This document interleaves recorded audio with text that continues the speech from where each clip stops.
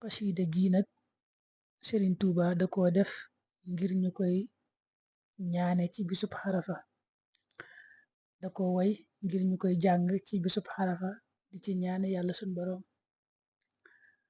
Bisub xarafa nag ñu bari dañ koy laaj, waaye kenn ku nekk day jàpp rek ne réew moom nekk bis ba nga xam ne moom lañ jàppe bisub fukkeel ba di bisub tabaski ba, bis ba ko jiitu di juróom-ñeenteelu fan ba mooy doon bisub xarafa ba. Bu ko defee nag xasida gi moom kiimaan la, mat naa bàyyi xel lool, ndax sëriñ bi nu ne wooye na ko yàlla ci biir xasida gi, lu ne it ñaan na ko ci biir xasida gi, ñaan yu matale lool te kiimaane lool.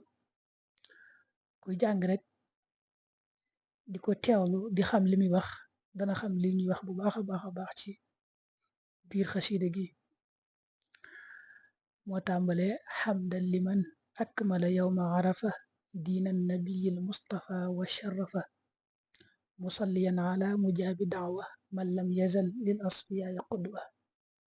nga topp xasida yi topp ñaan yu bari yi ba àgg ca mujj ga ma nga yam ci ashhadu an laa ilaha illa allahu waxdahu la sharika lah ilahan waxida wa rabban shahida wa naxnu lahu muslimun. foofu la xasida gi yam. kon mat naa fonk lool ci bisub xarafa bi ci jàng ko ñaane ci yàlla. na bàyyi xel bu baaxit ne bisub xarafa moom baax naa woor lool, loolu it bari na ay ngëneel ak i daraja lool yuñ ci wax, ci képp ku ko man rek mu woor ko muy bisub xarafa bi.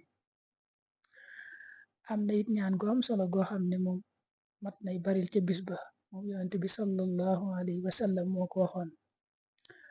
yonent bi daa waxoon ne afdalu duhaay yawma xarafa, ñaan gi gën mooy ñaan yàlla ci bisub xarafa.